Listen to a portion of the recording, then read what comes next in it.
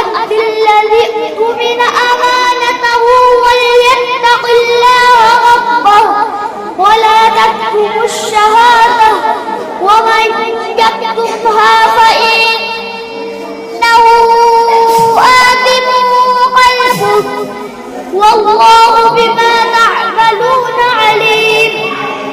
لله ما في السماوات وما في الأرض وإن تبدوا ما في أنفسكم أو تخفوه يحاسبكم به الله इसमें क्या होगा? इसमें कौन सा कायदा होगा? इसमें तो इख्फा शख्स भी किया आपने। يحاسبكم به الله